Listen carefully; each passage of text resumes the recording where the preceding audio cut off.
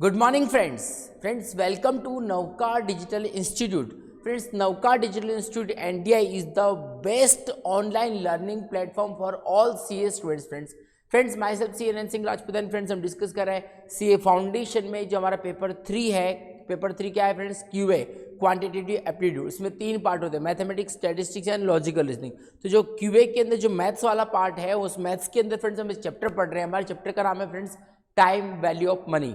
Friends, हमारा जो chapter है टाइम वैल्यू ऑफ मनी, मैंने आपको ऑलरेडी पहले भी बताया हुआ है कि चैप्टर बहुत इंपॉर्टेंट है। इस चैप्टर में अप्रोक्सीमेटली 12 to 16 मार्क के एमसीक्यू आपको इस एक चैप्टर में से मिलने वाले हैं। तो फ्रेंड्स, चैप्टर बहुत इंपॉर्टेंट है। और फ्रेंड्स, अभी तक की हम बात करें तो लास्ट लेक्चर में जो है अभी तक हमने कितना कंप्लीट कर लिया? हमने सिंपल इंटरेस्ट के बारे में डिस्कस कर लिया, कंपाउंड इंटरेस्ट के क्वेश्चन सॉल्व कर लिए, हमने effective rate of interest discuss कर लिया, स्क्रैप वैल्यू डिस्कस किया, और लास्ट लेक्चर में हमने डिस्कस किया फ्रेंड्स एन्युटी के बारे में। हमने डिस्कस किया कि भाई एन्युटी कैसे पता चला कि क्वेश्चन एन्युटी का है। और एन्युटी में 2 टाइप के क्वेश्चन होते हैं, present value of annuity, future value of annuity. Present value of annuity हो तो फॉर्मूला कौन से अप्लाई होंगे, फ्यूचर वैल्यू ऑफ एन्युटी हो तो फॉर्मूला कौन सा, ये सब कुछ हमने डिस्कस ऑलरेडी कर चुके हैं। Friends, let's start. उसमें अभी हमने बताया क्लास वर्क में अभी तक हमारा कितना कंप्लीट हो गया है? तो क्लास वर्क में हमारा क्वेश्चन नंबर 34 तक फ्रेंड्स हमारा कंप्लीट हो चुका है। आज हम आगे बढ़ेंगे क्वेश्चन नंबर 35 एंड ऑनवर्ड्स। ठीक है, let's start question number 35 and onwards. नवका सवाल में क्लास वर्क के अंदर क्वेश्चन नंबर 35 फ्रेंड्स आपके सामने है, ध्यान से पढ़ेंगे। क्या लिखा? ए person invest ₹500 at the end of each year. A person invest ₹500 at the end of, पहले सबसे पहले इसका मतलब समझना है friends. A person invest ₹500 at the end of each year, मतलब एक पर्सन है वो हर साल eight the end of each year 500 rupees invest करता है। मतलब फर्स्ट ईयर के एंड में 500 इन्वेस्ट किया, सेकेंड ईयर में 500 इन्वेस्ट किया, थर्ड ईयर में 500 रुपीज़ इन्वेस्ट किया। Eight the end of each year 500 invest कर रहा है with a bank which page interest है 10% पर कंपाउंड इंटरेस्ट। ओके, बैंक में कर रहा है एनुअली, हर साल। ओके, ठीक है। फिर क्या लिखा है, ध्यान समझना। फिर क्या लिखा है? The amount standing to his credit, amount standing to his credit 1 year after he has made his yearly investment for the 12th term। इसका मतलब ध्यान समझो फ्रेंड्स, हमको इतना पता चला कि a person invest ₹500 at the end of each year. A person हर साल बैंक में 500 इन्वेस्ट करता है। ठीक है, फिर यहाँ पे पूछा क्या है? यहाँ पे पूछा है the amount standing to his credit, मतलब उसके अकाउंट में कितने रुपए जमा होंगे। Amount standing to his credit, credit मतलब जमा, उसके अकाउंट में कितने रुपए जमा होंगे, कब? 1 year आफ्टर, 1 साल के बाद। किसके 1 साल के बाद? किसके 1 साल के बाद? When he has made his yearly investment for the 12th time, मतलब उसने ईयरली इन्वेस्टमेंट कितने साल तक किया? 12th ईयर तक किया है, 12th टाइम तक किया है। तो 12th ईयर, तो जो 12th ईयर के इन्वेस्टमेंट किया उसके 1 साल के बाद, मतलब 13th ईयर के एंड में उसके अकाउंट में कितने रुपए जमा होंगे, ऐसा क्वेश्चन में पूछा है। सर कुछ टप्पी नहीं पड़ी। ओके, ध्यान समझेंगे। क्वेश्चन नंबर 35 फ्रेंड्स आपके सामने। ओके फ्रेंड्स, तो क्वेश्चन नंबर 35 में देख रहे हैं क्या लिखा है? Person invest ₹500 at the end of each year. नवका सवाल में क्लास वर्क में क्वेश्चन 35। बोलो, फर्स्ट ईयर में हमने कितना इन्वेस्ट किया? 500 रुपीज़। सेकेंड ईयर में हमने कितना इन्वेस्ट किया? 500 रुपीज़। थर्ड ईयर में हमने कितना इन्वेस्ट किया? 500 रुपीज़। ऐसे एवरी ईयर 500 इन्वेस्ट किया। कब तक किया? तो लिखा क्या देखो, 12th ईयर तक, मतलब हमने 12th ईयर तक at the end of every year 500 rupees at the end of every year invest किया। यहाँ तक ठीक है फ्रेंड्स, क्लियर है? A person invest ₹500 at the end of each year, हर साल के एंड में 500 रुपीज़ इन्वेस्ट किया। पूछा क्या है? Amount standing to his credit, उसके अकाउंट में कितने रुपए जमा होंगे, कब? 1 year आफ्टर, 1 साल के बाद। किसके 1 साल के बाद? 1 year after he has made his yearly investment 12th year, मतलब ईयरली इन्वेस्टमेंट 500 जो इन्वेस्ट करा कब तक किया? 12th ईयर तक किया ना। इसके 1 साल के बाद, मतलब 13th ईयर के एंड में उसके अकाउंट में कितने रुपए जमा होंगे। क्लियर है? क्या पूछा है? 500 कब तक इन्वेस्ट किया? 12th ईयर तक किया। और तो जो 12th ईयर तक किया ना, तो 12th ईयर किया, उसके 1 साल के बाद, मतलब 13th ईयर के एंड में उसके अकाउंट में कितने रुपए जमा होंगे, ऐसा क्वेश्चन में पूछा है। ठीक है फ्रेंड्स, यहाँ तक क्लियर है?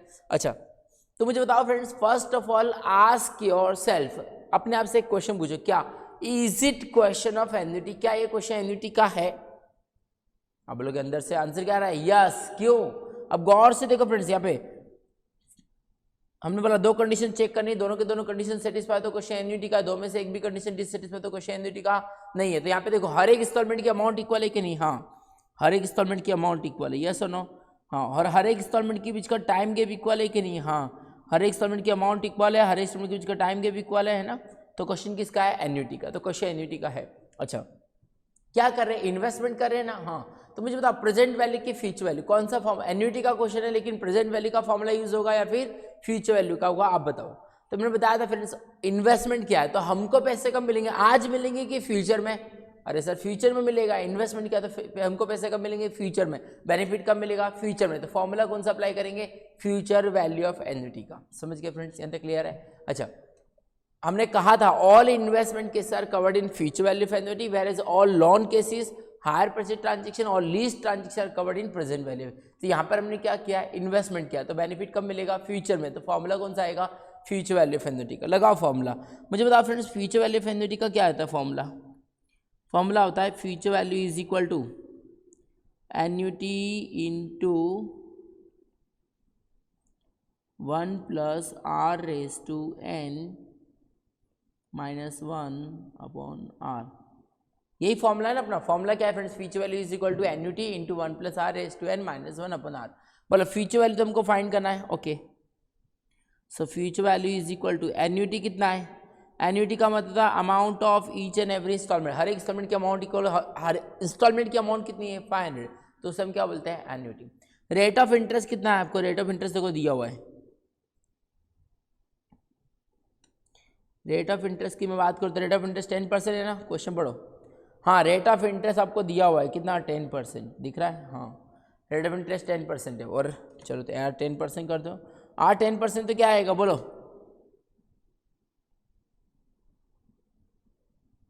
1.10 है ना, 10% है मतलब क्या, अरे 10% मतलब 10/100, 0.10, 0.10 + 1 तो क्या होगा 1.10, 1 + r मतलब 1.10, n कितना है -1/r कितना 0.10। सर आपने n तो कुछ लिखा ही नहीं, हाँ n नहीं लिखा, लगाओ दिमाग, n कितना लिखूं बोलो, 1 + r⁻n, n कितना लिखूं, n 12 लिखूं या 13 लिखूं बोलो। सर 13 लिखो ना, क्यों, पूछा कब का है, अरे सर 13th ईयर के एंड में कितना अमाउंट मिलेगा वही तो पूछा है।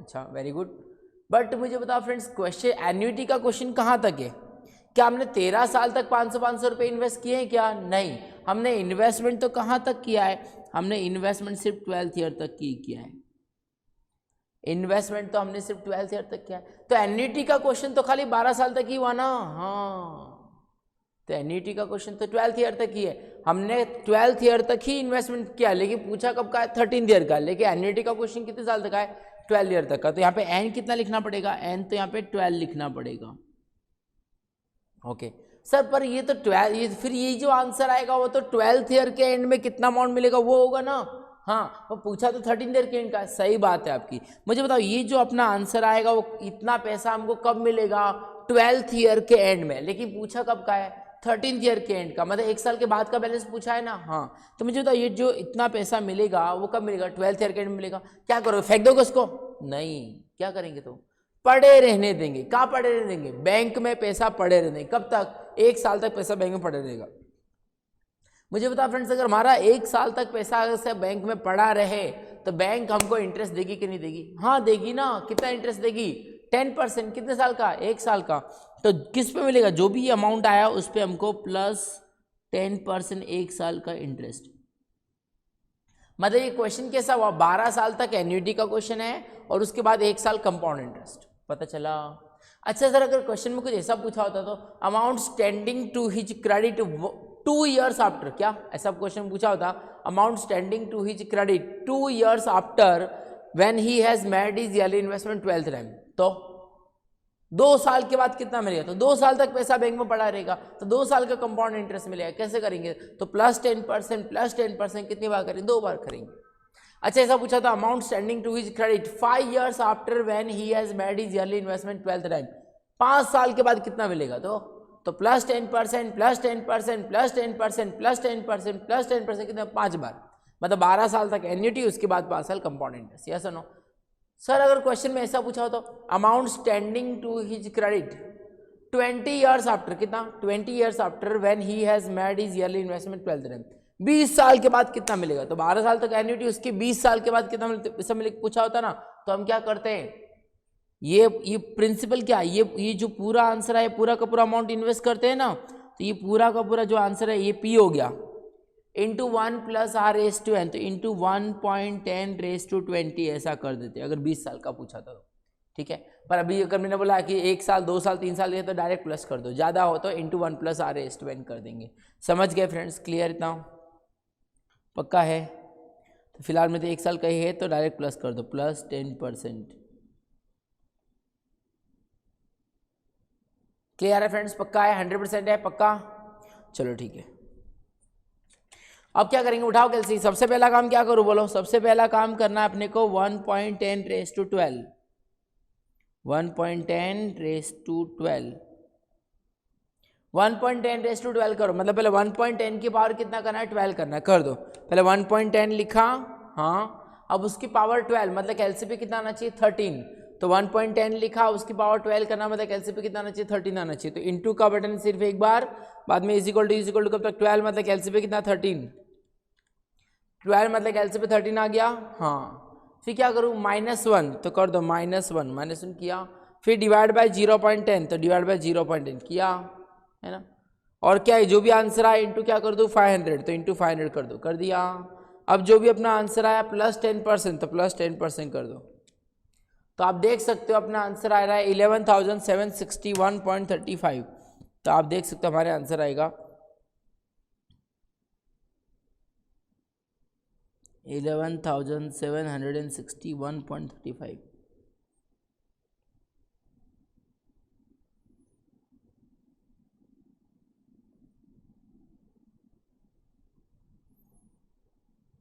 तो अपना आंसर 11,761.35 अपना आ रहा है।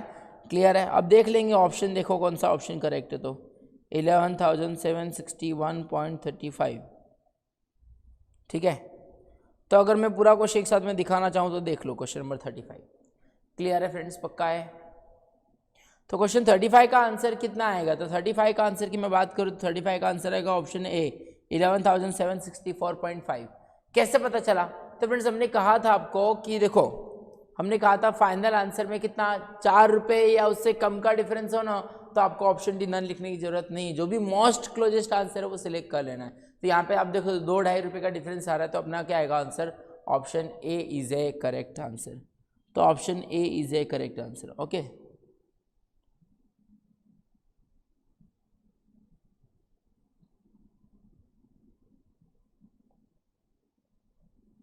ठीक है फ्रेंड्स, यहाँ तक clear, option A is a correct answer.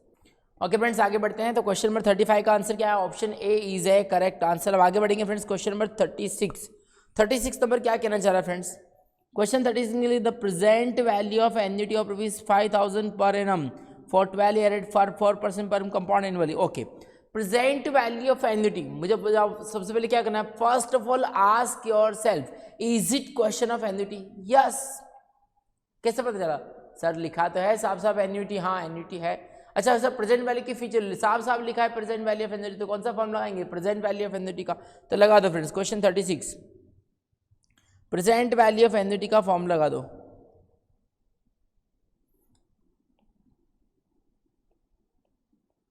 बोलो, present value is equal to क्या होता है, annuity into PVIFA, annuity into PVIFA at the rate of interest. देख लो भाई, प्रेजेंट वैल्यू ऑफ एन्युटी का फॉर्म लगाना है, इसमें रेट ऑफ इंटरेस्ट कितना है 4% फॉर 12 ईयर्स, तो रेट ऑफ इंटरेस्ट है 4% per annum for 12 years, 4% per annum for 12 years.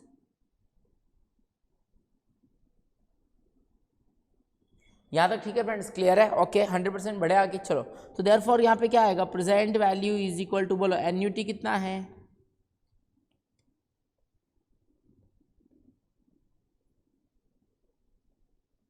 Present value is equal to annuity into क्या है, PVIFA निकालो 4%। एन्युटी आपको दिया है ना अमाउंट, एन्युटी की अमाउंट कितनी है, देखो क्वेश्चन देखो पढ़ो, annuity of ₹5,000 per annum, annuity कितना है 5,000, rate of interest 4% for 12 years, तो एन्युटी कितना है 5,000 लिख दो। चलो पीवीआई फिर कैसे निकालो, 1 डिवाइड बाई 1 प्लस आर ना, हाँ आर कितना है 4%, मतलब 4% मतलब 4/100, तो कितना आएगा 0.04 प्लस 1, तो 1 डिवाइड बाई 1.04, ये समझ में आया, 1 डिवाइड 1 प्लस आर, तो आर कितना है 4%, तो 4/100 तो 0.04 प्लस 1, तो 1 डिवाइड बाई 1.04, ये समझ में आया। हाँ अब क्या करना है, इज इक्वल टू कितना 12 ईयर्स, मतलब एलसीपी कितना आना चाहिए 14 करो, तो इज इक्वल टू कितना 12 ईयर्स, मतलब एलसीपी कितना 14, फिर क्या करेंगे जीटी, ठीक है, तो 1 divide 1.04 is equal to 12 years, मतलब एलसीपी कितना 14, फिर क्या करेंगे जीटी और जो भी आपका आंसर है इंटू 5,000 कर दो। तो सबसे पहले क्या करना है 1 डिवाइडेड बाई 1.04, ये किया, हाँ अब इज इक्वल टू कितना 12, मतलब एलसीपी कितना 14 आ गया, हाँ अब जीटी का बटन दबा दो, कर दिया, हाँ अब जो भी अपना आंसर आए इंटू 5,000, तो इंटू 5,000 कर दो, तो अपना आंसर आ रहा है 46925, क्या है फ्रेंड्स अपना आंसर, हमारा आंसर आ गया है 46925, so therefore present value is equal to 46925, ठीक है, तो अपना आंसर आया present value is equal to 46925।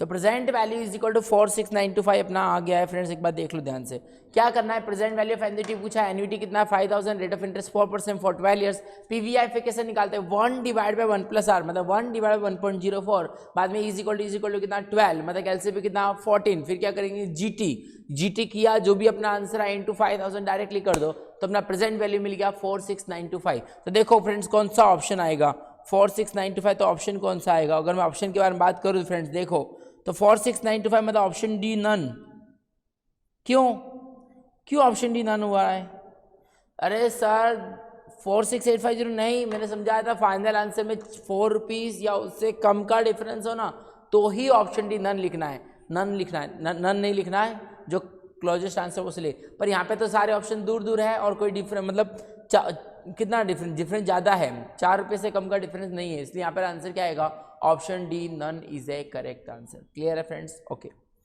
36 के बाद देखो 37 नंबर है ना फ्रेंड्स, मैं आपको बता दूं 37 नंबर क्या है, एक डिफरेंट कॉन्सेप्ट है, एक अलग कॉन्सेप्ट है, वो हम डिस्कस करेंगे बाद में। 37 नंबर जो है एक अलग कॉन्सेप्ट है, वो हम पहले कॉन्सेप्ट डिस्कस करेंगे, उसके बाद हम क्वेश्चन नंबर 37 सॉल्व करेंगे, तो अभी हमको सॉल्व नहीं करना है। अच्छा, उसमें से क्वेश्चन नंबर 38 हमारा हो चुका है, कंपाउंड इंटरेस्ट का क्वेश्चन है, 39 भी हो चुका है, कंपाउंड इंटरेस्ट का क्वेश्चन है, 40 भी हो चुका है, कंपाउंड इंटरेस्ट का क्वेश्चन है, 41 हो चुका है, 42 हो चुका है, 43 नंबर खास ध्यान समझो, 43 बाकी है।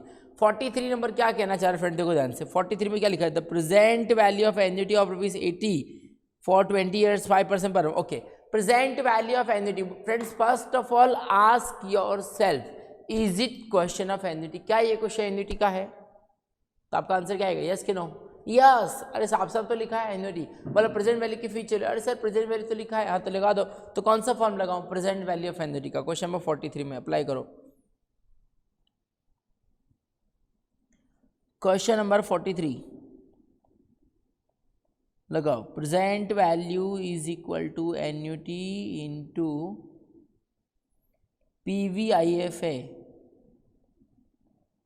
एन्युटी इंटू PVIF है, at the rate of interest देख लो कितना है, at the rate of 5% for 20 years, rate of interest कितना है फ्रेंड्स, आप देख सकते हो रेट ऑफ इंटरेस्ट कितना है, 5% पर एनम है for 20 years, okay 5% for 20 years, चलो कर दो, तो at the rate of 5% for 20 years, ठीक है। चलो करेंगे, स्टार्ट करेंगे फ्रेंड्स, सॉल्व कैसे करें बोलो, present value is equal to, therefore present value is equal to annuity कितना है ₹80 है, हाँ, इंटू PVIF कैसे निकालो, 1 डिवाइड बाई 1 प्लस आर है ना फ्रेंड्स, क्या करना है 1 डिवाइड 1 प्लस आर, तो PVIF कैसे निकालेंगे 1 डिवाइड बाई 1.05, बाद में क्या करूँ, इज इक्वल टू कितना 20, मतलब एलसीबी कितना आना चाहिए 22, 20 मतलब एलसीबी 22। फिर क्या करें, जीटी करा, फिर जो भी आपका आंसर आए इनटू एन्यूटी कर दो। तो करो, उठाओ कैलसी, ये कैलसी उठाया, हाँ पहले लिखो 1 divided by 1.05 is equal to किया, हाँ एक बार इज इक्वल टू किया तो कैलसी के लेफ्ट करने पे कितना है 3 आ रहा है, 20 करना तो कैलसी पे कितना आना चाहिए 22, 2 एक्स्ट्रा ना, समझाया था फ्रेंड्स। पावर फाइंड करना हो तो 1 एक्स्ट्रा, पीवीआई फाइंड करना तो 2 एक्स्ट्रा, तो 20 चाहिए तो कैलसी पे कितना आना चाहिए 22। तो करो इज इक्वल टू कितना 20 मतलब कैलसी पे कितना 22 हो गया, हाँ। अब क्या करूँ, जीटी कर दिया, हाँ कर दिया। अब जो भी आंसर आया इंटू 80 कर दो, ये जो भी अपना आंसर आया ना इसका, उसको क्या करना है मल्टीप्लाई बाय, क्या कर दो इसको 80 से मल्टीप्लाई कर दो, तो कर दो इंटू 80 कर दिया इज इक्वल टू, तो अपना आंसर आया 996.97। तो इसको हम क्या बोलेंगे, therefore present value is equal to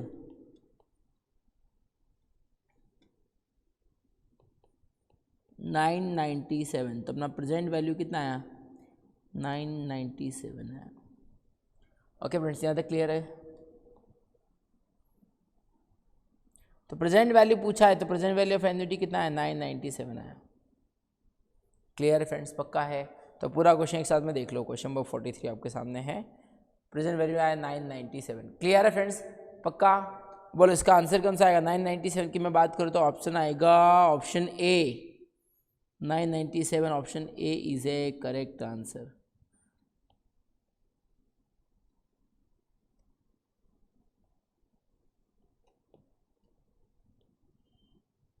तो option A is a correct answer. ठीक है फ्रेंड्स, यहाँ तक क्लियर हो गया। ओके, अब देखो फ्रेंड्स 43 के बाद अगर हम देखें तो 44 नंबर,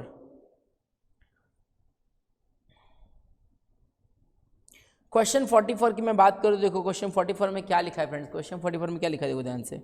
क्वेश्चन 44 लिखा है person bought a house paying 20,000 cash down and 4,000 at the end of each year for 25% per compound interest, then cash down price is how much. Okay, एक पर्सन बॉट ए हाउस, एक person ने friends house खरीदा है। कैसे house खरीदा, 20,000 तो उसने case down भर दी, केस डाउन मतलब डाउन पेमेंट भरा कितना 20,000 केस में, डाउन पेमेंट भर दिया केस में कितना 20,000, और क्या लिखा है 4,000 at the end of each year for 25 years, और बाकी के 4,000 के 25 ईयर्स तक इंस्टॉलमेंट पे किए, है ना।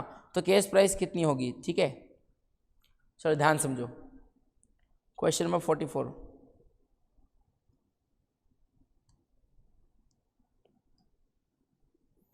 क्वेश्चन नंबर 44 क्या कहना चाह रहे हैं,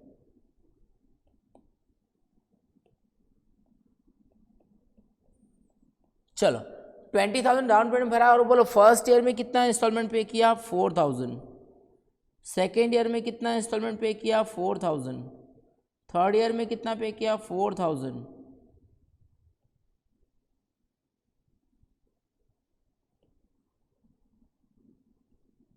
एवरी ईयर 4,000 कब तक 25 ईयर्स तक, एवरी ईयर 4,000 इंस्टॉलमेंट पे करने। ठीक है, तो मुझे बताओ friends, first of all ask yourself, is it question of annuity, yes के नो, यस कैसे मालूम पड़ा, देखो हर एक इंस्टॉलमेंट की अमाउंट इक्वल है, यस हर एक इंस्टॉलमेंट के बीच का टाइम के भी इक्वल है ना, हाँ। तो अगर हर एक इंस्टॉलमेंट की अमाउंट इक्वल है, हर इंस्टॉलमेंट के बीच के टाइम के भी इक्वल, तो क्वेश्चन किसका हुआ एन्युटी का। ओके, क्वेश्चन एन्युटी का। बोलो अच्छा क्या किया आपने, हाउस खरीदा है ना, हाँ हाउस खरीदा है, तो इंस्टॉलमेंट डाउन पेमेंट कितना भरा 20,000, इंस्टॉलमेंट कितने पे करना है 4,000 कब तक 25,000। ये कौन सा ट्रांजेक्शन फ्रेंड्स, ये हायर परचेज ट्रांजेक्शन हुआ ना, हमने हाउस खरीदा है इंस्टॉलमेंट पे। तो मुझे बताओ friends, is it question of annuity, yes. बोलो इंस्टॉलमेंट कब तक भरना है 25 साल तक, लेकिन घर कब मिलेगा यूज करने के लिए एट प्रेजेंट, तो बेनिफिट कब मिलेगा एट प्रेजेंट। तो फॉर्मूला कौन सा आएगा friends, present value of annuity का। और हमने बताया था all loan cases plus hire purchase transaction, all lease transaction are covered in present value of annuity. तो यहाँ पे कौन सा ट्रांजेक्शन है, हायर परचेज ट्रांजेक्शन है, तो कौन सा आएगा प्रेजेंट वैल्यू ऑफ एन्युटी का फॉर्म लगेगा। तो लगाओ friends formula, present value of annuity का फॉर्मूला क्या है, present value is equal to annuity into, present value is equal to annuity into PVIFA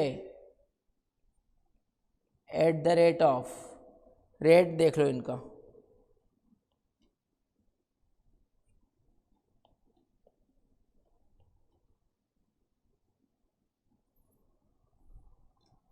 तो at the rate of, rate देख लो, एट द रेट ऑफ हमको दिया है कितना 5%,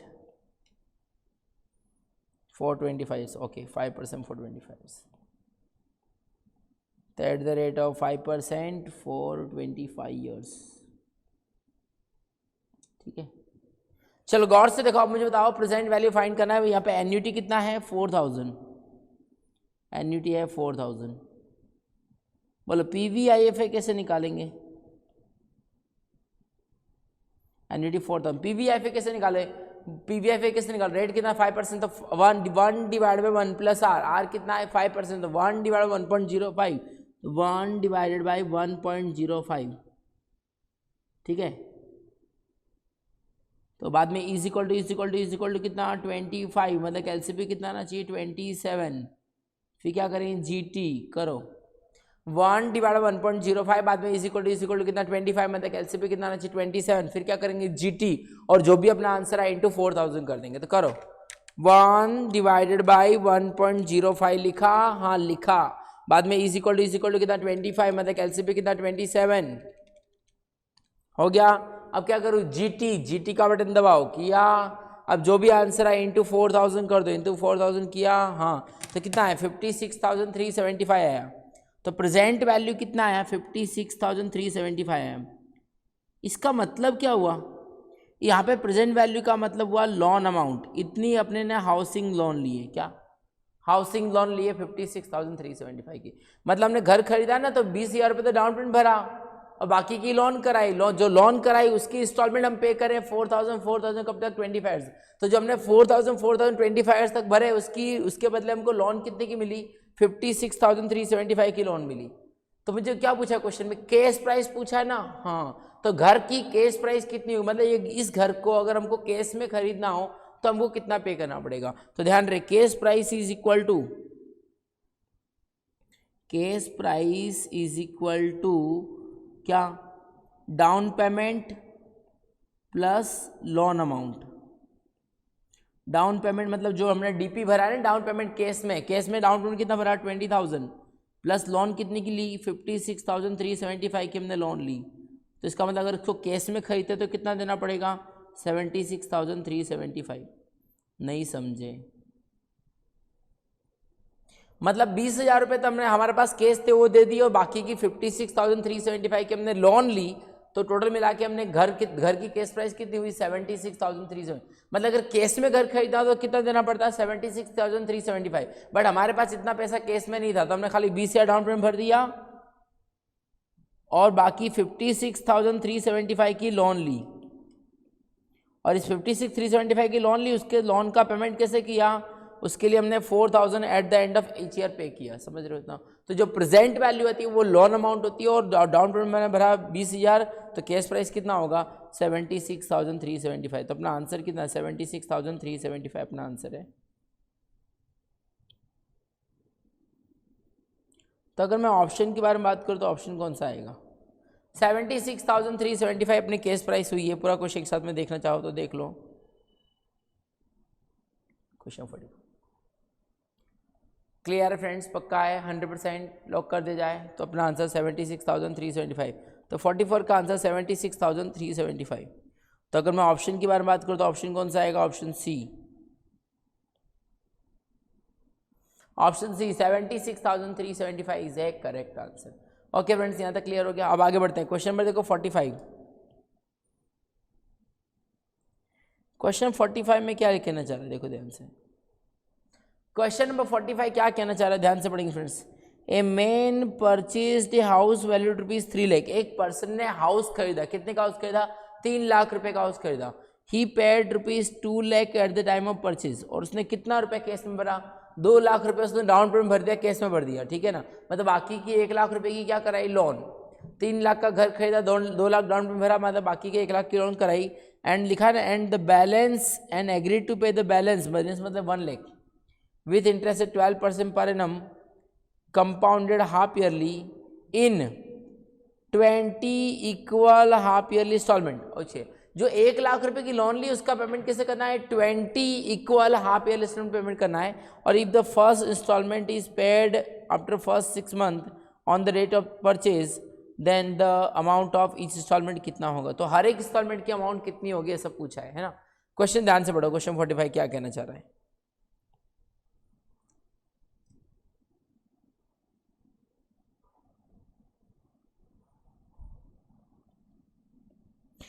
मुझे बताओ क्वेश्चन नंबर देख रहे हैं हम कौन सा, 45 नंबर देख रहे हैं। बोलो वैल्यू ऑफ हाउस, क्वेश्चन 45 है ना। गौर से देखो, पहले क्या लिखा है, वैल्यू ऑफ हाउस। हाउस कितने का खरीदा एक पर्सन ने, 3 लाख रुपए की हाउस खरीदा, 3 लाख। उसके सामने डाउन पेमेंट कितना भरा केस में,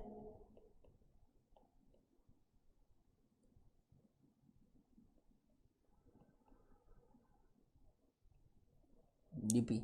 डाउन पेमेंट कितना भरा केस में, 2 लाख रुपए डाउन पेमेंट भर दिया केस में। तो इसका मतलब लोन कितने अमाउंट के लिए,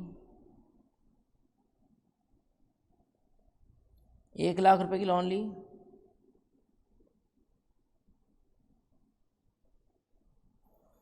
तो ध्यान रहे फ्रेंड्स, 3 लाख का हाउस खरीदा, 2 लाख डाउन पेमेंट, 2 लाख रुपए केस में भरे, तो मतलब लोन कितने की कराई, 1 लाख रुपए की हमने लोन कराई।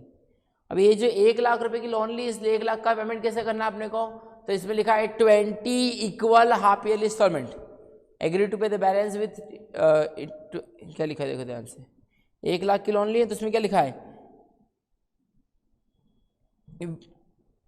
पेमेंट कैसे करना है, agree to pay the balance with interest 12% पर कंपाउंड हाफ ईयरली इन 20 इक्वल हाफ ईयरली इंस्टॉलमेंट। तो पेमेंट कैसे करना, 20 इक्वल हाफ ईयरली इंस्टॉलमेंट, मतलब बोलो फर्स्ट हाफ ईयर में कितना पे करोगे, फर्स्ट हाफ ईयर में एक्स रुपीज़ पे करेंगे, सेकेंड हाफ ईयर में X rupees, third half year में X rupees, every half year X rupees X rupees X rupees pay करेंगे। कब तक, 20 हाफ ईयर्स तक, every half year X rupees. यहाँ तक ठीक है, पक्का है, क्लियर है 100%। ओके, अब गौर से देखो, गौर से, तो मुझे बताओ 20 हाफ ईयर्स तक एवरी ईयर कितना पे करेंगे, x rupees X rupees x रुपये करेंगे। अब क्या करेंगे बोलो, first of all ask yourself, is it question of annuity, क्या ये क्वेश्चन एन्युटी का है, हाँ सर कैसे मालूम पड़ा, देखो हर एक इंस्टॉलमेंट की अमाउंट इक्वल है कि नहीं है, हाँ, और हर एक इंस्टॉलमेंट के बीच का टाइम के भी इक्वल है ना, first half year, second half year, third half year, every half year, 20 half years है ना। तो आप देखो हर एक इंस्टॉलमेंट की अमाउंट इक्वल है, हर इंस्टॉलमेंट के बीच का टाइम के भी इक्वल, तो क्वेश्चन किसका हुआ, एन्युटी का हुआ।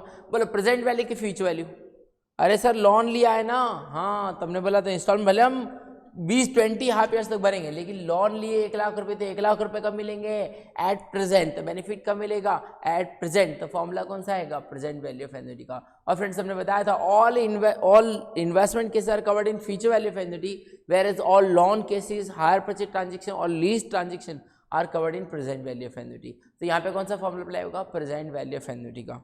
तो उसमें देखो प्रेजेंट वैल्यू ऑफ एन्युटी के अंदर बोलो पहले रेट ऑफ इंटरेस्ट देखो, आर कितना है, तो आर देखो आप देख सकते हो, आर है अपना 12% और एन कितना है 20 हाफ ईयर्स। तो आर लिखो 12% पर एनम,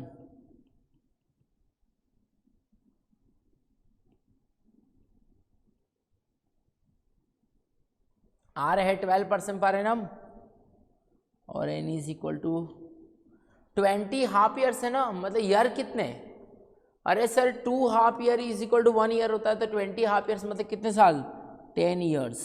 एन का मतलब होता है नंबर ऑफ ईयर्स, यहाँ तक ठीक है। हाँ अब क्या लिखा है क्वेश्चन में, कंपाउंड हाफ ईयरली है ना, हाँ बोलो कंपाउंड हाफ ईयरली, तो साल में कितनी बार इंटरेस्ट मिलेगा, 2 बार, तो के इज इक्वल टू 2, यहाँ तक ठीक है। अब सबसे पहला काम क्या करें, आर डिवाइड बाई के और एन मल्टीप्लाई बाई के, है ना, हाँ तो कर दो, आर डिवाइड बाई के और एन मल्टीप्लाई बाई के। तो यहाँ पे क्या आएगा, therefore R is equal to 12% divide by 2 मतलब कितना आएगा, 6%, 6% पर हाफ ईयर, और N is equal to 10 into 2, 20 half years. तो R is equal to 6% per half year और N is equal to 20 half years. यहाँ तक ठीक क्लियर है। अब लगा दो फॉर्मूला, कौन सा, प्रेजेंट वैल्यू ऑफ एन्युटी का फॉर्म लगा दो, लोन लिया है ना तो प्रेजेंट वैल्यू ऑफ एन्युटी आएगा, present value is equal to annuity into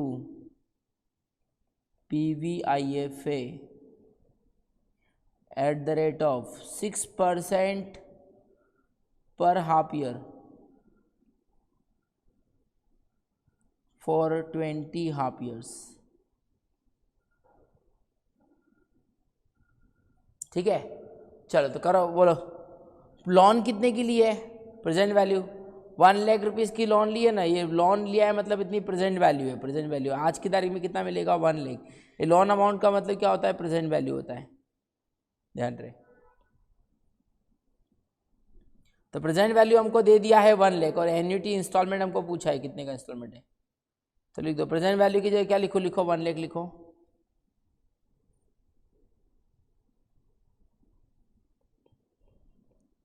annuity कितना है? एक्स। पीवीआईएफए कैसे निकालूं? तो 1 डिवाइड बाय 1 प्लस आर, मतलब 1 डिवाइड बाय 1.06, 1 डिवाइड बाय 1.06, बाद में इज इक्वल टू कितना? 20 हाफ ईयर्स, मतलब कैलसीपी कितना आना चाहिए? 22, 2 एक्स्ट्रा ना,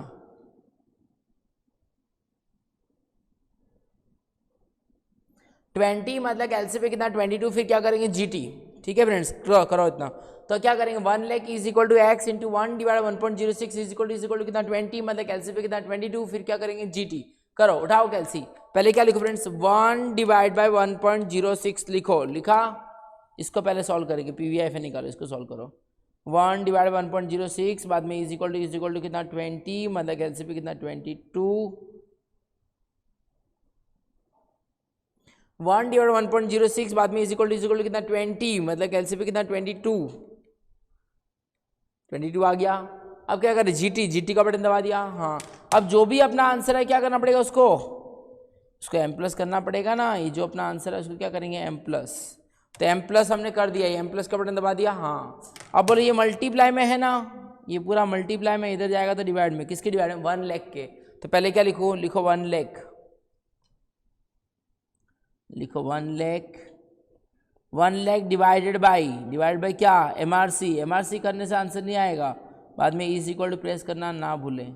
तो करो 1 लाख लिखो, लिखा 1 लाख, डिवाइड का बटन दबाया, डिवाइड बाई एमआरसी के बाद में इज इक्वल टू प्रेस करना ना भूलें। तो अपना आंसर है 8718.45, 8718.45।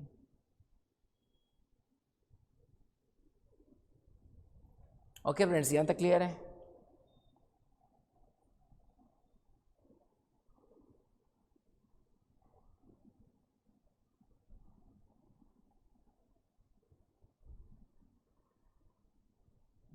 तो अपना आंसर आ गया 8718.45 इज ए करेक्ट आंसर। ये हो गया, मतलब इतना इंस्टॉलमेंट पे करना पड़ेगा एवरी हाफ ईयर। कितना पे करना पड़ेगा? 8718.45। पूरा क्वेश्चन एक साथ में दिखाना चाहूँ आपको, तो देख लो एक बार ध्यान से।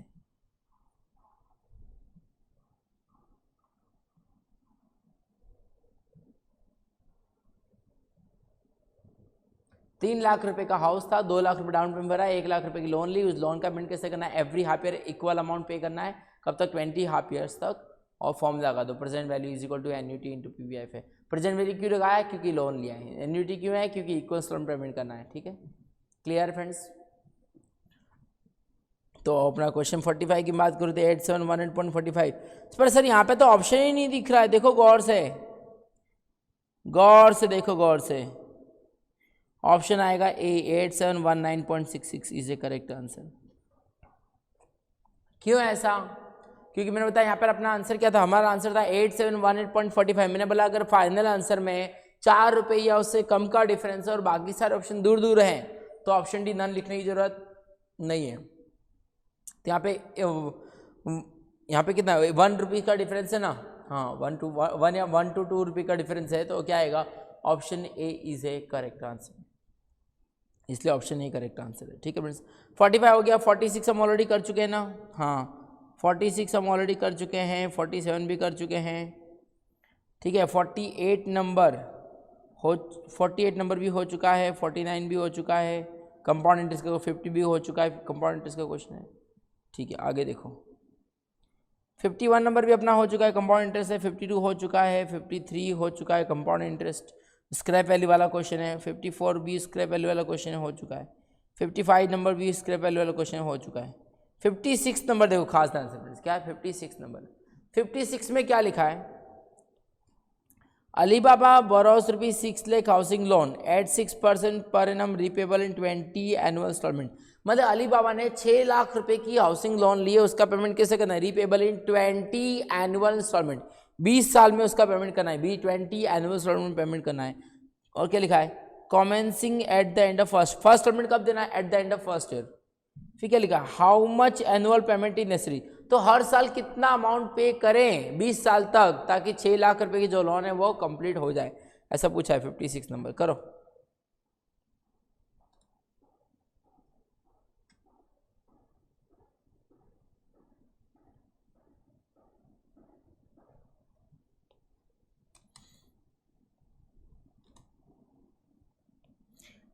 क्वेश्चन नंबर 56 बोलो, अलीबाबा ने 6 लाख रुपए की हाउसिंग लोन बोरो किए, 6 लाख रुपए हाउसिंग लोन पर किए, 6 लाख रुपए की हाउसिंग लोन ली है, उसका पेमेंट कैसे करना है, 20 एनुअल इंस्टॉलमेंट पेमेंट करना है ना। हाँ मतलब बोलो फर्स्ट ईयर में कितना पे करोगे एक्स, सेकेंड ईयर में एक्स, थर्ड ईयर में X, every year equal amount कब तक, 20 ईयर्स तक, every year equal X rupees X rupees X rupees. बोलो first of all ask yourself, is it question of annuity, yes, क्योंकि हर एक instalment की amount equal है, हाँ, हर एक इंस्टॉलमेंट के बीच का टाइम गैप इक्वल है, यस, तो हर एक इंस्टॉलमेंट की अमाउंट इक्वल, हर इंस्टॉलमेंट के बीच का टाइम गैप इक्वल, तो क्वेश्चन किसका हुआ, एन्युटी का।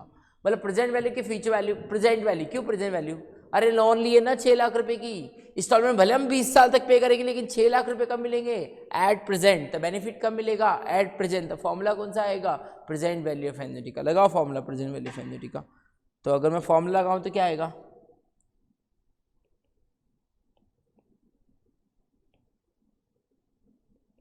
Present value is equal to annuity into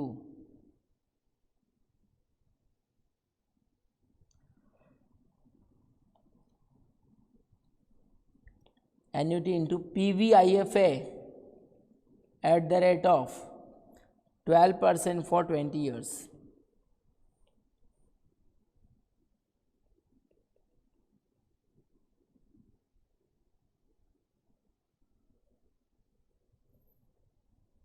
तो मुझे बताओ प्रेजेंट वैल्यू कितना, लोन कितने की लिए भाई, प्रेजेंट वैल्यू मतलब लोन अमाउंट, लोन कितना लिया, 6 लाख रुपए की लोन लिए तो प्रेजेंट वैल्यू 6 लाख है, एन्युटी कितना है एक्स है, PVIFA कैसे निकालो, 12% से 20 ईयर का PVIFA निकालू क्या ना, रेट ऑफ इंटरेस्ट तो 6% है, 20 एनुअल 6% से 20 ईयर का, 12% नहीं है 6%, ओके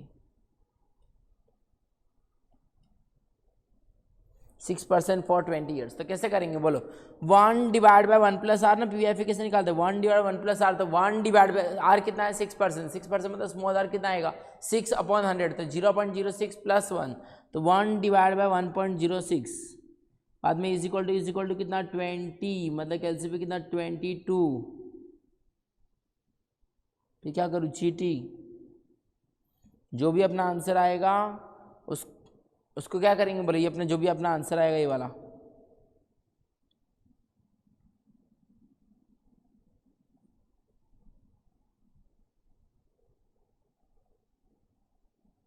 ये जो भी अपना आंसर आएगा उसको क्या करेंगे अपने m+,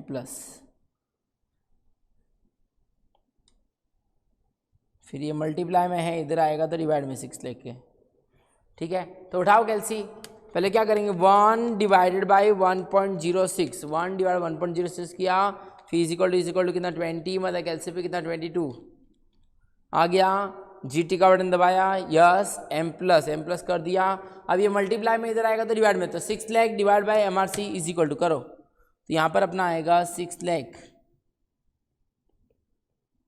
डिवाइड बाई MRC, बाद में इज इक्वल टू प्रेस करना ना भूलें, पहले लिखो 6 लाख लिखा, यस, डिवाइड का बटन दबाया, यस, MRC किया, यस, इज इक्वल टू किया, हाँ, तो अपना आंसर आया 52310,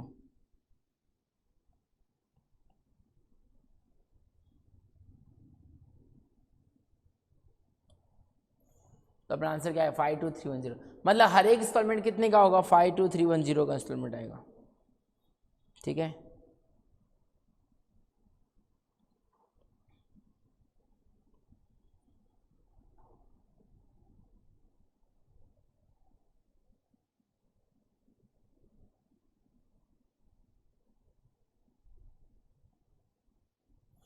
तो हर एक इंस्टॉलमेंट कितने का आएगा, 52310 का इंस्टॉलमेंट आएगा। पक्का है फ्रेंड्स, क्लियर इतना, 100%। लॉक कर दिया जाए। तो 56 का answer 52310, option C is a correct answer. तो option C is a correct answer. Okay friends, आगे बढ़ रहे हैं हम। अभी तक हमारा 56 तक हमारा कंप्लीट हो गया। आगे बढ़ते हैं क्वेश्चन नंबर 57 पे। तो क्वेश्चन 57 नंबर देखो ध्यान से फ्रेंड्स, क्या कहना चाह रहा है क्वेश्चन 57 की मैं बात करूँ तो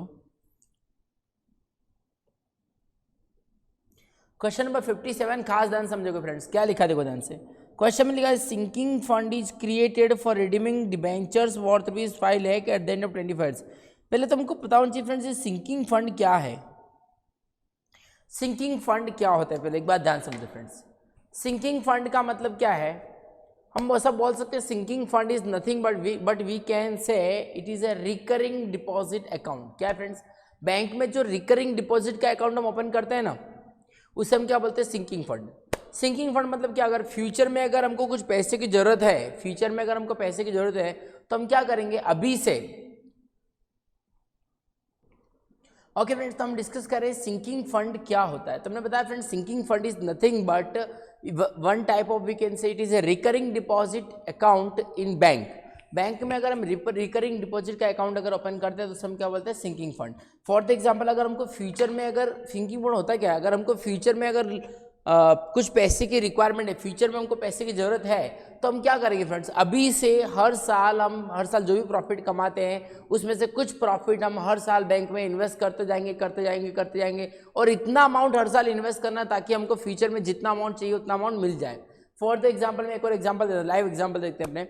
लेट से मान लो हमको पता है कि भाई बहन की शादी करनी है, ठीक है, और कब करनी है, आज से 5 साल के बाद बहन की शादी करनी पड़ेगी, उसमें 10 लाख रुपए का खर्चा होने वाला हमको पता है। तो 10 लाख रुपए की हमको जरूरत पड़ेगी कब, आज से 5 साल के बाद। तो क्या करेंगे फ्रेंड्स, वेट करेंगे जब 5 साल खत्म होने का, नहीं, अभी से हमको पैसे इन्वेस्ट करना स्टार्ट करने पड़ेंगे। तो हम क्या करेंगे, हर साल जो भी हमारा प्रॉफिट होता है उस प्रॉफिट में से हम इक्वल अमाउंट एवरी ईयर हम बैंक में इन्वेस्ट करते जाएंगे और इतना अमाउंट हर साल इन्वेस्ट करेंगे ताकि 5 साल के बाद हमको बैंक से कितना अमाउंट मिल जाए, 10 लाख।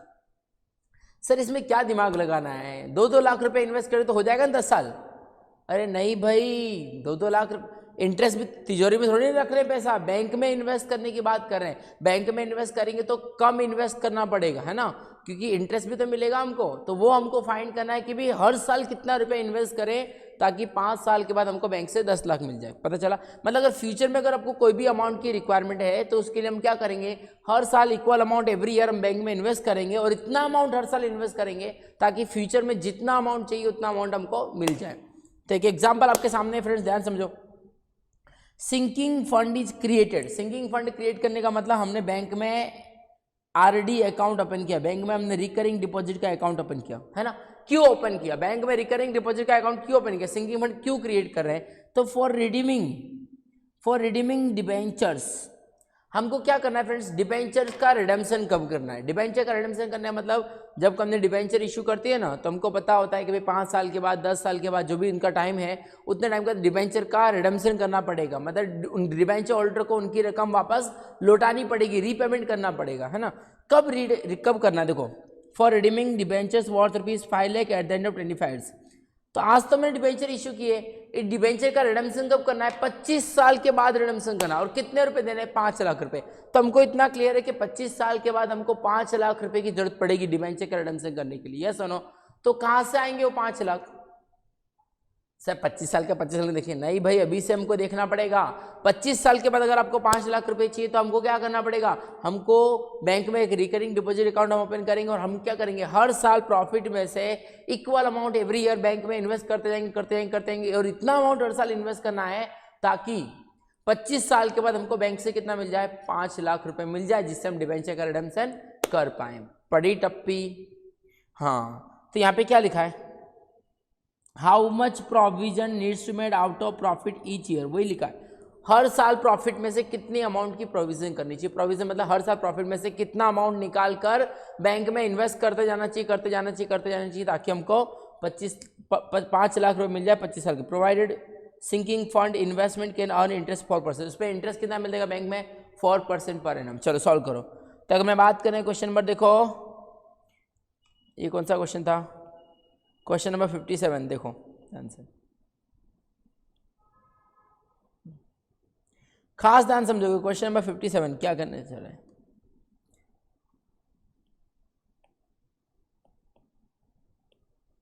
क्वेश्चन नंबर देखो 57 क्या कहना चाह रहा है, देखो ध्यान से। 5 लाख रुपए की जरूरत है हमको कब? 25 साल के बाद। तो क्या लिखा? हर साल हम कितना रुपया इन्वेस्ट करें, सब पूछा है ना। तो बोलो फर्स्ट ईयर में कितना इन्वेस्ट करेंगे? X rupees. सेकेंड ईयर में एक्स, हमको नहीं पता ना, पर every year equal amount invest करना है। First year x, second year x, third year x, fourth year x, every year x. कब तक? 25 साल तक हम हर साल बैंक में कितना रुपया इन्वेस्ट करें, इक्वल अमाउंट एवरी ईयर, ताकि 25 साल के बाद हमको बैंक से कितना मिल जाए? 5 लाख रुपए। तो फ्रेंड्स मुझे बताओ, first of all ask yourself, is it question of annuity? क्या ये क्वेश्चन एन्युटी का है? बोलो यस के नो? अरे सर यस ना, क्यों? क्योंकि फ्रेंड्स हर एक इंस्टॉलमेंट की अमाउंट इक्वल है, हाँ, और हर एक इंस्टॉलमेंट के बीच का टाइम गैप भी इक्वल है ना, 1 ईयर, 2 ईयर, 3 ईयर। नहीं समझे? तो हर एक इंस्टॉलमेंट की अमाउंट इक्वल है, हर एक इंस्टॉलमेंट के बीच का टाइम गैप इक्वल। तो क्वेश्चन किसका हुआ? एन्युटी का। क्वेश्चन किसका हुआ? एन्युटी का। अच्छा मुझे बताओ फ्रेंड्स, प्रेजेंट वैल्यू के फ्यूचर वैल्यू? मैं बिल्कुल नहीं बताऊंगा, बताओ।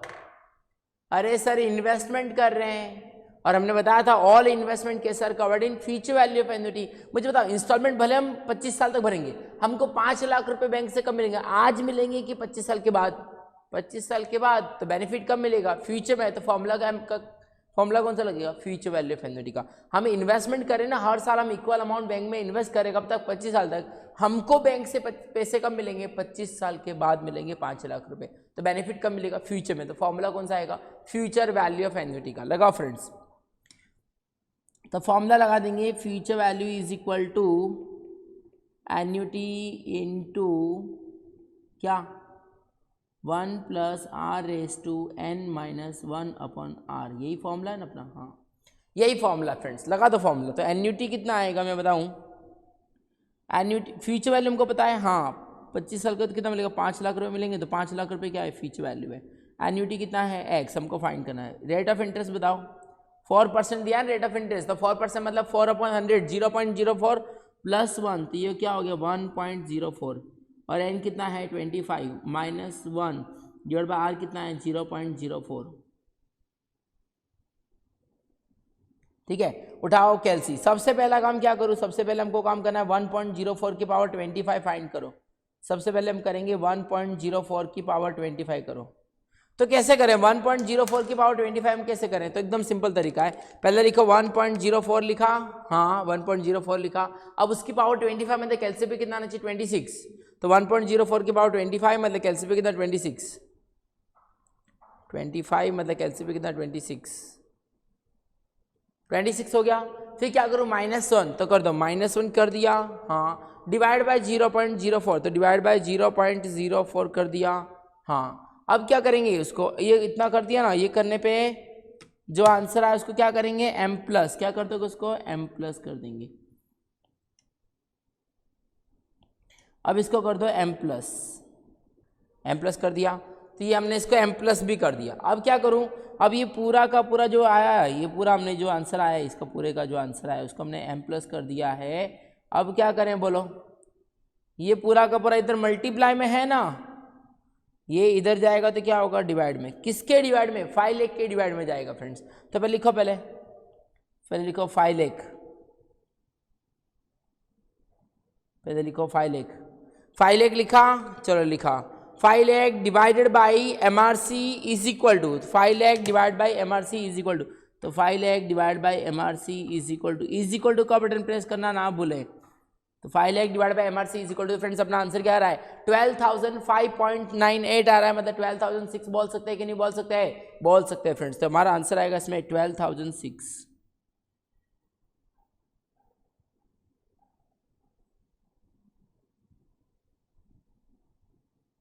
तो अपना आंसर क्या आएगा friends? 12,006 is a correct answer. तो अगर मैं पूरा ऑप्शन एक साथ में, पूरा क्वेश्चन एक साथ में आपको दिखाना चाहूँ तो देख लो एक बार। क्वेश्चन नंबर 57 है और अपना आंसर 12,006 आएगा। Clear friends? देख लो एक बार, पक्का? कोई भी कंफ्यूजन और डाउट हो पूछ सकते हो तुम्हें। क्लियर है इतना? 100%? बढ़िया आगे। चलो ठीक, 57 अपना कंप्लीट हो गया फ्रेंड्स। 57 का आंसर क्या है? 12,006 आया। तो देख लो ऑप्शन कौन सा आएगा? Option A 12,006 is a correct answer. आगे बढ़े फ्रेंड्स, आगे देखो क्वेश्चन नंबर की मैं बात करूँ, आगे क्वेश्चन नंबर 58 के बारे में बात करते हैं। क्वेश्चन 58 में क्या लिखा है, ध्यान से पढ़ना। क्वेश्चन 58 में लिखा है a machine cost ₹5,20,000 with an estimate life of 25 years. मतलब आज हमने एक मशीन परचेज की, कितने में फ्रेंड्स, 5,20,000 में आज हमने मशीन परचेज की। मशीन की यूजफुल लाइफ कितनी है, 25 साल की लाइफ है। 25 साल की लाइफ है, इसका मतलब क्या हो फ्रेंड्स कि 25 साल के बाद ये मशीन खराब हो जाएगी ना। हाँ, क्योंकि 25 साल की लाइफ है तो 25 साल के बाद ये मशीन यूज नहीं कर पाएंगे, मशीन खराब हो जाएगी। तो फिर क्या करना पड़ेगा, फिर नया मशीन लेना पड़ेगा, यस और नो। हाँ, तो नया मशीन लेने के लिए पैसे चाहिए ना। हाँ, तो पढ़ो क्या लिखा आगे, वही लिखा है a sinking fund is created to replace it by a new model 25% higher cost, है ना। हाँ, मतलब क्या हुआ, हमने बताया भाई आज हमने एक मशीन परचेज की 5,20,000 में, उसकी लाइफ कितनी 25 ईयर्स की लाइफ है, तो 25 साल के बाद ये मशीन खराब हो जाएगी, तो क्या करेंगे, बिजनेस बंद कर देंगे, नहीं, अरे मशीन का रिप्लेसमेंट करेंगे। रिप्लेसमेंट मतलब इस मशीन को सेल करके नया मशीन परचेज करेंगे ना। हाँ, तो नया मशीन कितने का आ रहा है, वही लिखा है a sinking fund is created for to replace it by a new model at 25% higher cost. नया मशीन कितने का आएगा, 25% महंगा आएगा। मतलब ये मशीन हमें 5,20,000 का खरीदा ना, हाँ, तो नया मशीन लेने जाएंगे तो 25% ज़्यादा, मतलब 6,50,000 का नया मशीन आएगा, यस और नो। हाँ, तो हमको कितना 6,50,000 रुपये की जरूरत पड़ेगी, कब, आज चाहिए। आज रिप्लेसमेंट कब करना मशीन का, आज करना है कि 25 साल के बाद। 25 साल के बाद हमको 6,50,000 रुपये चाहिए नई मशीन के लिए।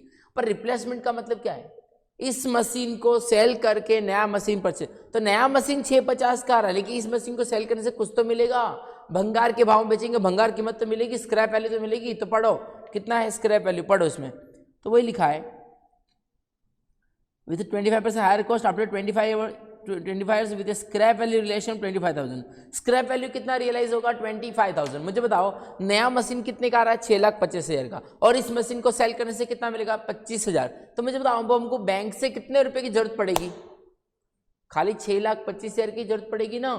क्यों 6,25,000, नया मशीन 650 का आ रहा है, इसको इस मशीन को सेल करने से 25,000 तो मिल ही जाएगा, तो कितने रुपए कम पड़ेंगे, 6,25,000। तो हमको बैंक से कितने रुपए की जरूरत पड़ेगी, 6,25,000 की जरूरत पड़ेगी मशीन का रिप्लेसमेंट करने के लिए। क्योंकि रिप्लेसमेंट का मतलब क्या होता है, इस मशीन को सेल करके नया मशीन परचेज करना। इस मशीन को सेल करने से 25,000 मिलेगा, नया मशीन परचेज करने के लिए 6,50,000 चाहिए, तो कितना रुपए कम पड़ रहा है, 6,25,000। उतने रुपए हमको बैंक से चाहिए, तो उसके लिए क्या करें, हम सिंकिंग फंड क्रिएट करें। सिंकिंग फंड का मतलब हमको पता है कि भाई 25 साल के बाद हमको बैंक से 6,25,000 रुपए की जरूरत है, तो हम क्या करेंगे, हर साल प्रॉफिट में से एक equal amount every year bank में इन्वेस्ट करते जाएंगे और इतना अमाउंट हर साल इन्वेस्ट करेंगे ताकि 25 साल के बाद हमको बैंक से कितना मिल जाए, 6,25,000 रुपए।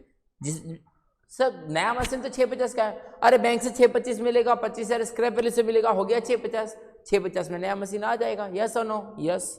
तो वही पूछा क्या है, तो ध्यान से पढ़ो, पूछा है what amount should be set aside every year if the sinking fund investment accumulate 3.5% compound interest.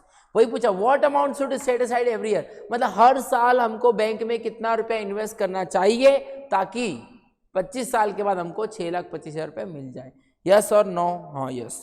Solve करो क्वेश्चन नंबर 58। तो देखो क्वेश्चन नंबर 58 क्या कहना चाह रहा है,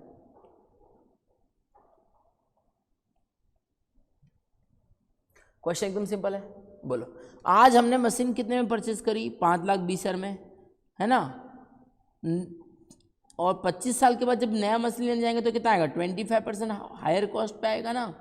हाँ, तो नया मशीन कितने का आएगा, 5,20,000 प्लस 25% हायर कॉस्ट, मतलब 6,50,000 में आएगा नया मशीन, यस और नो। हाँ, बट इस मशीन को सेल करने से कुछ तो मिलेगा। हाँ, स्क्रैप वैल्यू कितनी मिलेगी, 25,000। सिर्फ कुछ टप्पी नहीं पड़ी, हमको क्या चाहिए, 25 साल के बाद हमको बैंक से कितने रुपए की जरूरत पड़ेगी रिप्लेसमेंट करने के लिए। रिप्लेसमेंट का मतलब इस मशीन को सेल करके नया मशीन परचेज, नया मशीन आएगा 650 का, इस मशीन को सेल करने से 25,000 मिलेगा, तो हमको बैंक से कितने रुपए की जरूरत पड़ेगी, कितने रुपए की हमको बैंक से जरूरत पड़ेगी, तो 6,25,000। तो इतना रुपया हमको चाहिए 25 साल के बाद, यस के नो, यस। क्लियर है फ्रेंड्स, पक्का है 100%। तो फ्यूचर वैल्यू कितनी, 6,25,000, हमको बैंक से हमको 6,25,000 रुपये चाहिए मशीन के रिप्लेसमेंट के लिए। तो क्या पूछा है, हर साल कितना रुपया इन्वेस्ट करें ताकि हमको बैंक से 6,25,000 रुपये मिल जाए 25 साल के बाद। बोलो कोई डाउट, कोई कन्फ्यूजन नहीं। अब बताओ क्या पूछा है, तो 6,25,000 हमको 25 साल के बाद चाहिए, तो हर साल कितना रुपया इन्वेस्ट करना पड़ेगा, ऐसा पूछा है ना। हाँ, तो लेट्स से फर्स्ट ईयर में हम कितना इन्वेस्ट करेंगे, x rupees, second year x rupees, third year x rupees, equal amount every year, कब तक, 25 साल तक। तो मुझे बताओ, first of all ask yourself, is it question of annuity, yes के नो, यस। कैसे मान पड़ा, अरे सर हर एक इंस्टॉलमेंट की अमाउंट इक्वल है, हाँ, हर एक इंस्टॉलमेंट की बीच का टाइम गैप भी इक्वल है ना, हाँ। तो मैंने मैंने बताया जब भी हर एक इंस्टॉलमेंट की अमाउंट इक्वल हो, हर एक इंस्टॉलमेंट के बीच का टाइम गैप भी इक्वल है, दोनों के दोनों एक कंडीशन सेटिस्फाई हो रही है, तो क्वेश्चन किसका होगा, एन्युटी का। दोनों के दोनों कंडीशन सेटिस्फाई हो रही है, तो क्वेश्चन किसका होगा, एन्युटी का। अच्छा, क्वेश्चन एन्युटी का हुआ, हाँ। बोलो प्रेजेंट वैल्यू की फ्यूचर वैल्यू। अरे सर फ्यूचर वैल्यू ना, क्यों, इन्वेस्टमेंट करें ना हम, मैंने बताया सिंकिंग फंड मतलब क्या, बैंक में रिकरिंग डिपॉजिट अकाउंट ओपन किया, उसमें हम पैसा इन्वेस्ट कर रहे हैं। मैंने बताया all investment cases are covered in future value of annuity. तो हमको बताओ, हम हर साल इन्वेस्ट करेंगे, हमको 6,25,000 रुपये कब मिलेंगे बैंक से, 25 साल के बाद। तो बेनिफिट कब मिलेगा, फ्यूचर में। तो फॉर्मूला कौन सा आएगा, फ्यूचर वैल्यू ऑफ एन्युटी का, है ना। लगाओ फ्रेंड्स फॉर्मूला, तो फॉर्मूला क्या आएगा अपना, फॉर्मूला आएगा future value is equal to annuity into 1 + r⁻n-1/r। कर दो फॉर्मूला अप्लाई। फ्यूचर वैल्यू कितना है, 6,25,000 लिख दिया। एन्युटी कितना है, x फाइंड करना है। रेट ऑफ इंटरेस्ट कितना है, तो रेट ऑफ इंटरेस्ट तो 3.5% है ना, चेक कर लो, हाँ 3.5% है पर एनम। तो 3.5% फॉर 25 ईयर्स कर दो। तो 3.5% का मतलब क्या है फ्रेंड, 3.5/100, स्मॉल r 0.035 + 1, तो 1.035 हो जाएगा, हाँ 1.035। n कितना, 25 माइनस 1 डिवाइड बाई r कितना, 0.035, ब्रैकेट क्लोज। ओके फ्रेंड्स, यहाँ तक क्लियर हो गया, 100% पक्का है। बढ़ो आगे। अब क्या करेंगे बताओ, 1.035 की पावर 25, 1.035 की पावर 25 मतलब एलसीबी कितना आना चाहिए, 26 करो। तो 1.035 लिखा, उसकी पावर 25 मतलब एलसीबी कितना 26, तो इंटू का बटन सिर्फ एक बार, बाद में इज इक्वल टू कितना 25 मतलब एलसीबी कितना 26 आ गया, -1 किया, यस, डिवाइडेड बाय क्या 0.035 किया, हाँ ये अपना आंसर आया। अब क्या करेंगे इसको m+, क्या कर देंगे फ्रेंड्स, ये जो अपना आंसर आया इसको क्या करेंगे, ये पूरा अपने कर दे 1.035 के पावर 25 माइनस 1 डिवाइड बाई 0.03, ये पूरा कर दिया। अब ये जो हमारा आंसर आ रहा है इसको क्या करेंगे, इस पूरे आंसर को हम मेमोरी में स्टोर करना पड़ेगा ना, तो इसको कर दो m+। तो ये m+ का बटन हमने दबा दिया m+ का बटन, हाँ। अब ये मल्टीप्लाई में है, इधर आएगा तो डिवाइड में, किसके डिवाइड में, 625 के, तो कर दो। तो अपना आंसर आएगा 6,25,000 डिवाइडेड बाई MRC करने से आंसर नहीं आएगा, बाद में इज इक्वल टू प्रेस करना ना भूलें। तो कर दो 6,25,000 लिखा divide by MRC is equal to, तो 16,046 फ्रेंड्स अपना आंसर क्या आ रहा है, 16,046 अपना आंसर आएगा, 16046 इज इक्वल टू x। तो मतलब हर साल हमको कितना रुपया बैंक में इन्वेस्ट करना पड़ेगा, 16,046 रुपीज़ इन्वेस्ट करना पड़ेगा। बोलो इसमें कोई कन्फ्यूजन, कोई डाउट। इतना रुपया हम हर साल इन्वेस्ट करेंगे तो 25 साल के बाद बैंक से हमको कितना मिलेगा, 6,25,000। क्लियर है फ्रेंड्स, पक्का है 100%। अगर मैं पूरा क्वेश्चन एक साथ में दिखूँ तो देख लो एक बार ध्यान से, क्वेश्चन नंबर 58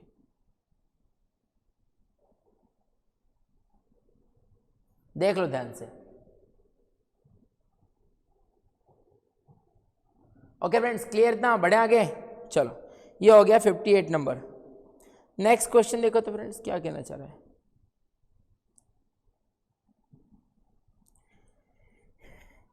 $58 के बाद नंबर देखो फ्रेंड्स, 58 के बाद क्या लिखा है, 59 नंबर।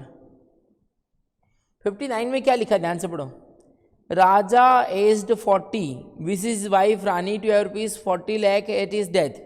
राजा एज्ड 40, राजा की प्रेजेंट एज कितनी है फ्रेंड्स, 40 है। Raja aged 40 wishes wife Rani to her rupees 40 lakh at his death. Raja की प्रेजेंट एज कितनी है 40 है और वो क्या चाहता है कि उसकी वाइफ रानी को कितना रुपया मिलना चाहिए 40 लाख रुपीज मिलनी चाहिए। कब? जब उसकी डेथ हो। ध्यान समझना, Raja aged 40 wishes his wife Rani to her rupees 40 lakh at his death. मतलब राजा की प्रेजेंट एज कितनी 40 और वो क्या चाहता है कि उसकी वाइफ रानी की जब डेथ हो ना, सॉरी राजा की प्रेजेंट एज कितनी 40 और वो क्या चाहता है कि उसकी वाइफ रानी को 40 लाख रुपए मिलने चाहिए 40 लाख रुपीस मिलने चाहिए। कब? जब उसकी डेथ हो। उसकी मतलब राजा की जब डेथ हो तब रानी को 40 लाख रुपीस मिलना चाहिए, ऐसा वो चाहता है। तो फिर क्या लिखा, देखो आगे बढ़ो। If his expectation of life if his expectation of life is another 30 years, और वो कितने साल और जिंदा रहेगा? प्रेजेंट एज कितनी है राजा की 40 और वो कितने साल जिंदा रहेगा? 30 साल तक और जिंदा रहेगा, है ना। हाँ, मतलब उसकी डेथ कब होगी? 30 साल के बाद। मतलब रानी को 40 लाख रुपए कब मिलने चाहिए? 30 साल के बाद, जब उसकी डेथ होगी तब उसकी वाइफ रानी को 40 लाख रुपए मिलेंगे। यस और नो? यस। तो क्या लिखा है, he starts making equal annual investment commencing eight the end of each year. तो उसने अभी से इन्वेस्टमेंट करना स्टार्ट कर दिया eight the end of each year, है ना, एनुअल इंस्टॉलमेंट एट 3% पर compound interest. How much should he invest annually? तो जानना चाहता है कि वो हर साल कितना रुपया बैंक में इन्वेस्ट करे ताकि 30 साल के बाद जब उसकी डेथ हो तब उसकी वाइफ रानी को कितना रुपया मिले? 40 लाख रुपीस मिलना चाहिए। बड़ी टप्पी, क्लियर है? तो बताओ क्या करेंगे।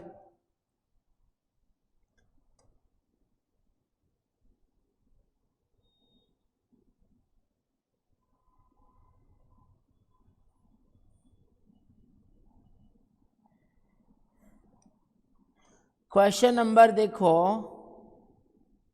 कौन सा, 59 नंबर। हाँ, क्वेश्चन नंबर 59 क्या लिखा है देखो। वो क्या जानना, राजा जानना चाहता है कि वो हर साल कितने रुपए बैंक में इन्वेस्ट करे ताकि 30 साल के बाद जब उसकी डेथ हो तब उसकी वाइफ रानी को 40 लाख रुपए मिलने चाहिए। तो बोलो फर्स्ट ईयर में वो कितना इन्वेस्ट करेगा? एक्स, सेकेंड ईयर में एक्स, थर्ड ईयर में X, every year equal amount ना। कब तक? 30 साल तक वो हर साल equal amount every year bank में इन्वेस्ट करेगा।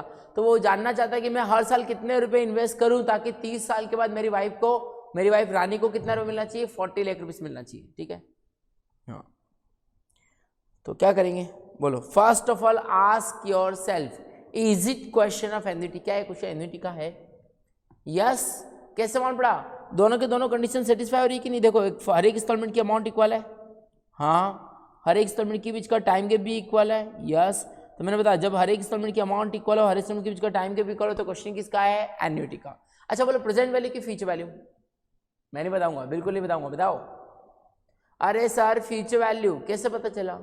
अरे इन्वेस्टमेंट कर रहे हैं ना, हाँ। क्या कर रहे हैं हम? बैंक में पैसा इन्वेस्ट कर रहे हैं। तो हर साल हम कितना रुपया इन्वेस्ट करें ताकि हम उसकी वाइफ रानी को 40 लाख रुपए 30 साल के बाद मिले, है ना। तो मुझे बताओ इन्वेस्टमेंट करें 40 लाख रुपए का मिलेंगे उसकी वाइफ को 30 साल के बाद, तो मतलब बेनिफिट कब मिलेगा? फ्यूचर में। तो फॉर्मूला कौन सा आएगा? फ्यूचर वैल्यू ऑफ एन्युटी का। और मैंने बताया था friends all investment case are covered in future value of annuity. लगा formula future value of annuity का। फॉर्मूला लगाऊं तो क्या आएगा? Future value is equal to annuity into 1 plus R raise to n minus 1 upon R. यही formula है ना? हाँ यही फॉर्मूला है। लगा formula future value is equal to, मैं बताऊं फ्यूचर वैल्यू कितना? फ्यूचर वैल्यू तो पता है ना हमको, 40 लाख रुपीस मिलना चाहिए ना उसकी वाइफ को। हाँ फ्यूचर वैल्यू को पता है 40 लाख रुपीस। क्या पूछा? एन्युटी पूछा ना कि हर साल कितना रुपया इन्वेस्ट करना पड़ेगा। हाँ एन्युटी मतलब एक्स पूछा है। रेट ऑफ इंटरेस्ट बोलो, रेट ऑफ इंटरेस्ट कितना? अरे सर रेट ऑफ इंटरेस्ट तो हमको पता है ना कितना है, देख लो कितना है। सर रेट ऑफ इंटरेस्ट तो 3% है। हाँ 3% कंपाउंड इंटरेस्ट पर एनम 3% है, तो कर दो 3%। तो 3% है तो कितना आएगा? 3/100, 0.03 प्लस 1, तो यहाँ पे क्या आएगा? 1.03। एन कितना? 30 साल के बाद 30 माइनस 1 डिवाइड आर कितना? 0.03। उठाओ कैलसी।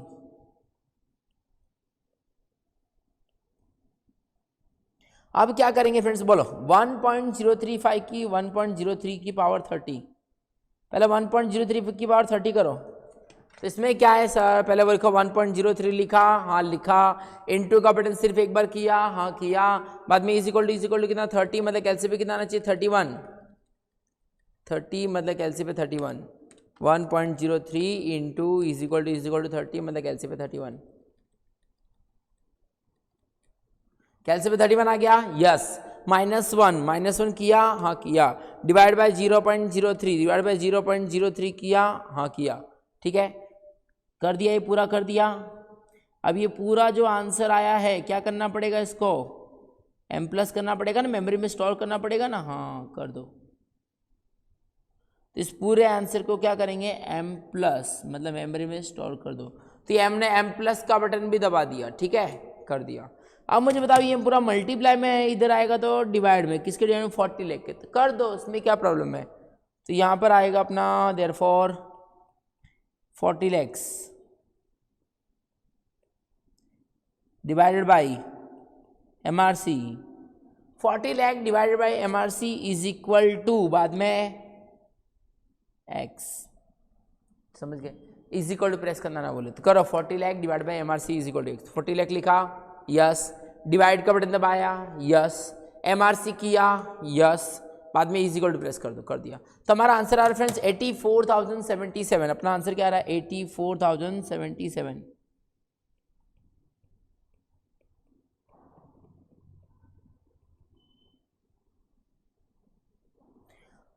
तो अपना आंसर आ गया 84,077 इज ए करेक्ट आंसर। नहीं समझे बोलो फ्रेंड, समझे कि नहीं समझे, समझ गए सर। तो अपना आंसर क्या है 84,070, मतलब हर साल उसको कितने रुपए बैंक में इन्वेस्ट करने पड़ेंगे, 84,077 रुपीज़। अगर वो हर साल बैंक में इन्वेस्ट करता है तो उसकी डेथ पर उसकी वाइफ को 30 साल के बाद कितना रुपये मिलेगा, 40 लाख रुपए मिलेंगे, ठीक है फ्रेंड्स। पूरा क्वेश्चन एक साथ में देखना चाहो तो देख लो, क्वेश्चन 59 आपके सामने है, क्लियर फ्रेंड्स, देख लो एक बार ध्यान से, ओके, पक्का, बढ़े आगे, कोई कंफ्यूजन नहीं ना, ठीक है।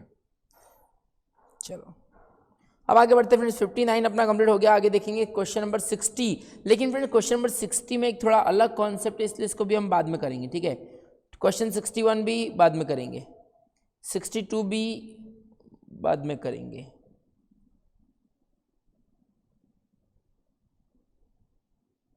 और 62 भी एक अलग कॉन्सेप्ट है, 63 भी एक अलग कॉन्सेप्ट है, 64 भी, हाँ। तो ये जो क्वेश्चन है ना क्लास वर्क के अंदर, ये थोड़ा अलग कॉन्सेप्ट है, तो इसको हम नेक्स्ट लेक्चर में अंदर एक एक कॉन्सेप्ट डिस्कस करेंगे, और फिर हम ये जो क्वेश्चन पेंडिंग है हमारे वो सब हम कंप्लीट करेंगे। ओके फ्रेंड्स, यहाँ तक तो अभी तक हमारा सिंपल इंटरेस्ट के क्वेश्चन कंप्लीट हो गए, कंपाउंड इंटरेस्ट के क्वेश्चन हमारे कंप्लीट हो गए क्लास वर्क में, इफेक्टिव रेट ऑफ इंटरेस्ट वाले क्वेश्चन हो गए, स्क्रैप वैल्यू वाले क्वेश्चन को हमने कंप्लीट कर दिया, एन्युटी वाले क्वेश्चन भी हमने कंप्लीट कर दिए, ठीक है फ्रेंड्स। नेक्स्ट लेक्चर में हम देखेंगे आगे न्यू कॉन्सेप्ट सीखेंगे, और उसके बाद हम जो है आगे बढ़ेंगे। Clear friends.